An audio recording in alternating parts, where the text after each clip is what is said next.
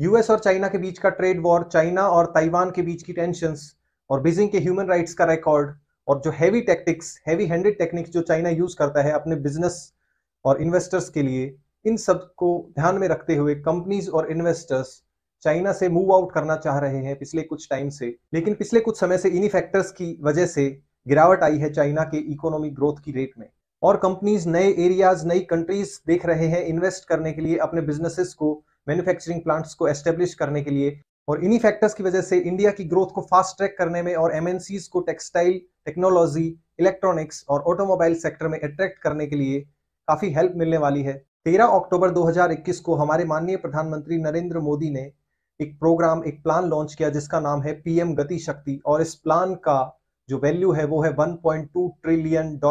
मैं हूं सुधीर कुमार और आपका स्वागत है हमारे आज के इस इंटरेस्टिंग वीडियो में।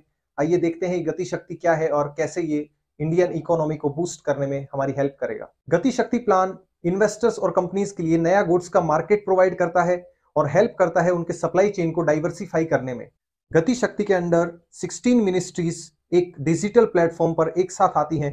इनमें से कुछ मिनिस्ट्रीज अगर मैं आपको बताऊं तो वो है railways, roads, aviation, shipping, petroleum, textile, food processing, even steel and finance. और ये एक वन स्टॉप सॉल्यूशन होने वाला है इन्वेस्टर्स के लिए, जहां वो प्रोजेक्ट का कॉस्ट देख सकते हैं, जहां वो प्रोजेक्ट की डिटेल्स देख सकते हैं, जहां वो अप्रूवल के लिए अप्लाई कर सकते हैं और सर्टिफिकेशंस भी उसी डिजिटल प्लेटफॉर्म पर अवेलेबल करवाए जाते हैं। प्रोजेक्ट का सारा डेटा, चाहे वो कॉस्ट रिलेटेड हो या लेबर से रिलेटेड हो या फिर फैक्ट्रीज और इन्वेस्टर्स का डेटा हो या फिर जो यूज होने वाला मटेरियल है उससे रिलेटेड डेटा हो, सारा प्रोजेक्ट का डेटा आपको एक ही डिजिटल प्लेटफॉर्म पर अवेलेबल होगा। अभी हम क्या देखते हैं, जब एक सड़क बनती है तो वो सड़क बनने के बाद कुछ दिन बाद मिनिस्ट्रीज को याद आता है कि अरे हम तो ऑप्टिकल फाइबर केबल्स डालना ही भूल गए, तो फिर वो सड़क को वापस से फोड़ते हैं और उसके बाद फाइबर केबल्स बिछाने के बाद वो वापस सड़क को बनाते हैं। फिर कुछ दिन बाद दूसरी मिनिस्ट्री को याद आता है कि हम तो नाली बनाना भूल गए हैं, तो वो नाली बनाने के लिए काम करते हैं और फिर से सड़क को तोड़फोड़ करके वापस से बनाया जाता है। इन सब मिनिस्ट्रीज और डिपार्टमेंट्स की गैप्स को फिल करने में काफी हेल्प करेगा ये गति शक्ति प्लान। गति शक्ति प्लान से जो बेनिफिट होंगे उनमें से आपको एक सीधा सिंपल बेनिफिट ये है कि ट्रांसपेरेंसी होगी और मिडल मैन की कोई जरूरत नहीं होगी जब सारे डिपार्टमेंट्स और सारे मिनिस्ट्रीज एक ही डिजिटल प्लेटफॉर्म पर अवेलेबल होंगे। और दूसरा, प्रोजेक्ट्स को स्पीड अप करने में काफी ज्यादा ईजीनेस होगी। अगर मैं आपको डेटा दिखाऊं तो मई में 1500 प्लस प्रोजेक्ट थे इंडिया के, जिनमें से 700 प्लस प्रोजेक्ट डिले हुए हैं और 400 प्लस प्रोजेक्ट ओवर बजट चले गए हैं। ये मिनिस्ट्रीज का डिजिटलाइजेशन गति शक्ति का फर्स्ट स्टेप है। इसी का सेकंड स्टेप होने वाला है जहां पर लॉजिस्टिक्स का कॉस्ट रिड्यूस किया जाएगा और लेबर फोर्स को स्किल्ड बनाने पर ध्यान दिया जाएगा। ये डिजिटलाइजेशन और फास्ट ट्रैक प्रोसेस उन इन्वेस्टर्स और कंपनीज को अट्रैक्ट करेगा जो चाइना को छोड़ के बाहर जा रहे हैं काफी रीजंस की वजह से। अगर कुछ एग्जांपल्स की बात करें तो हार्ले डेविडसन ने अपना बेस चाइना से थाईलैंड में ट्रांसफर किया है।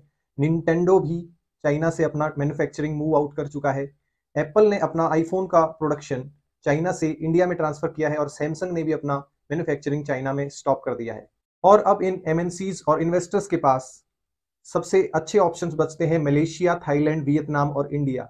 लेकिन इंडिया के पास काफी एक स्पेसिफिक एडवांटेज है क्योंकि यहाँ पर पॉपुलेशन ज्यादा है, तो यहाँ पे एक अट्रैक्टिव क्लाइमेट मिल जाता है इन्वेस्टमेंट के लिए कंपनीज को। यहाँ पे जो वर्कर्स हैं उनका काफी अच्छा इंग्लिश स्पीकिंग होने की वजह से भी काफी एडवांटेज होता है, और यहाँ पर प्रोडक्शन का कैपेबिलिटी भी बाकी कंट्रीज से अच्छा है।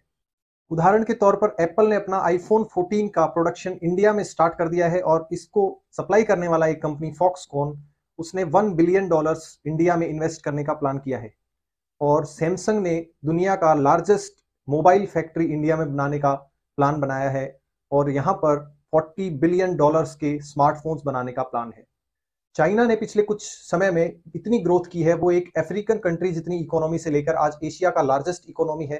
क्या हम उस चीज से सीख पाएंगे और इंडिया की ग्रोथ को उसी तरीके से हम लार्जेस्ट इकोनॉमी में कन्वर्ट करने में सफल होंगे? और क्या इंडिया जो चाइना ने मिस्टेक्स की हैं उनको रेक्टिफाई करने में सफल होगा और उनको दोबारा से नहीं दोहराएगा? और क्या हम इंडिया में प्रोडक्शन करके एडवांसमेंट की पेस को मैच कर सकते हैं और आने वाले टाइम में दुनिया के लोगों को जितना स्पीड चाहिए, प्रोग्रेस चाहिए, उतना क्या हम प्रोवाइड कर पाएंगे? नीचे कमेंट सेक्शन में आप अपने आइडियाज और विचार लिख सकते हैं और ऐसे ही आने वाले इंटरेस्टिंग वीडियोस के लिए हमारे चैनल को सब्सक्राइब करें। आज के वीडियो में इतना ही। Thank you.